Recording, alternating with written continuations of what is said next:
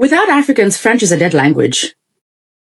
Why should Africans be forced to adopt a dead language? Why should Africans be given the burden of trying to keep a dead language alive? There are twice as many French speakers on the African continent than there are on the continent of Europe speaking French natively. Without the 140 plus million Africans who speak French, the language, is as useful as Latin. And half of those people actually live in one capital, in Kinshasa, the capital city of the DRC. So why should Africans be forced to adopt a dead language? We've all seen the viral video of the Ugandan presidential aspirant calling for the abolition of Swahili as Uganda's national language and the institution of French instead. We shall ban Swahili as our national language. We shall ban it. We need French instead. French has a wider coverage. Burundi, they speak French.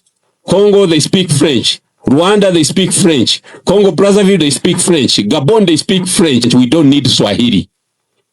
This is what Emmanuel Macron is doing in East Africa as we speak. He was in Kenya, buddying it up with William Ruto. I think this presidential aspirant from Uganda, he is an agent of Emmanuel Macron. I have never heard a worse idea. In recent years, a peculiar tension has played out on the continental stage. A contest not merely of words, but of identity, sovereignty, and future vision. Why should Africans be forced to adopt a dead language? This rhetorical question is far from hyperbole. It is a diagnosis, a call to introspection, and ultimately an invitation to action. Swahili used to be the language of the army in East and Central Africa for a long, long time. Ugandans, you don't speak Swahili enough. Actually, you need to improve. Don't listen to that man. Swahili is our unifying language. Swahili is already an official language of the African Union. It is a fully formed language.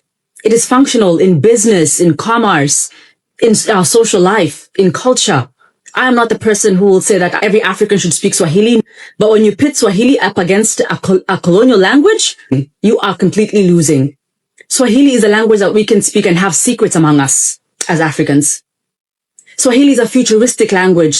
So are many African languages because Africa is the future. African youth are the future. And these people know it. That is why they're putting these things in the ear of African presidential aspirants and African leaders. French, historically transplanted to Africa through colonial violence and sustained by geopolitical interests, occupies an artificially inflated role. Without the more than 140 million African French speakers, France's linguistic empire would contract to near irrelevance. A truth rarely acknowledged in discussions that treat language as a neutral vessel, rather than a living reflection of power, history, and belonging. Right now, a French billionaire has bought MultiChoice. MultiChoice is the largest entertainment company in Africa, offering paid TV services. MultiChoice, based in South Africa. That French billionaire who's going to own it now, there's going to be social engineering to promote the French language and French culture. This is a language that gives Africans no access to the world.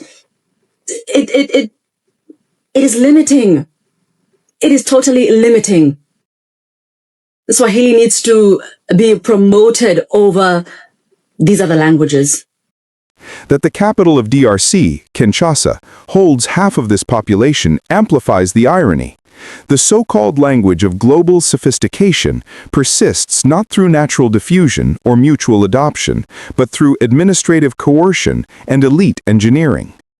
The Ugandan presidential candidate's stance to abolish Swahili and replace it with French, ostensibly for wider coverage, mirrors a much deeper malaise. It is not merely a linguistic preference, but a symptom of psychological enslavement. The colonized mind, doubting its own value, elevates foreign norms as aspirational. When French is touted across Burundi, Congo, Rwanda, Gabon, and elsewhere as the language of business and modernity, what is really being advanced is a program of cultural dependency, a tacit undermining of Africa's claim to define itself. The video's analysis rings true. This is not a vacuum or an accident. It is the result of sustained interference, often masked as cultural partnership. Emmanuel Macron's outreach in East Africa, the acquisition of MultiChoice by French billionaires, and the subtle infiltration of French content into African social fabric are more than business maneuvers. They are acts of social engineering.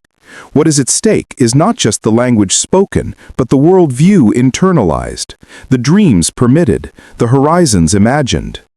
Swahili, by contrast, remains a living proof of African ingenuity. Historically, the language of armies and commerce in East and Central Africa, Swahili was and remains a vernacular forged in the fires of cooperation rather than conquest. As an official language of the African Union, it is both practical and aspirational, capable of binding millions in shared purpose. It is not, as the speaker cautions, the only option for African unity. There are other rich, vibrant tongues with their own domains of power. But when pitted against imported colonial languages, indigenous speech reveals its true strength, not merely as a communicative tool, but as a vessel of selfhood and solidarity. A philosophical lens must extend beyond mere pragmatism. What is language if not the medium by which stories are told, secrets preserved, dreams articulated? When Africans speak Swahili or Twi or Yoruba or Amharic among themselves, they are not only sharing information, they are exercising autonomy, forging networks safe from surveillance and manipulation. In the words of the speaker, Swahili, and by extension African languages, are futuristic, precisely because Africa is the future.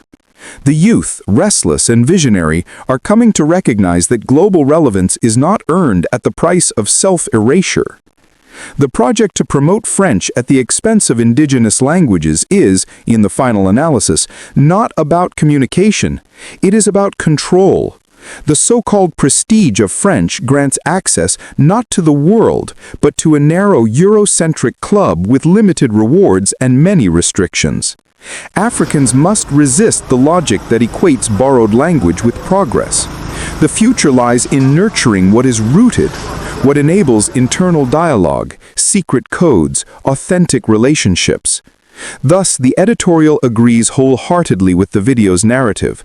The time for deferring to colonial relics is past. Africa's richness lies in its linguistic diversity, its ability to create and recreate meaning on its own terms. Promoting Swahili and other African languages is more than cultural pride. It is existential necessity. The generations to come will not thrive by parroting outside tongues, but by revitalizing, modernizing, and celebrating their own. The path forward is clear. Let Africa be itself in speech and spirit. Let language be the vessel of liberation, not the shackle of empire.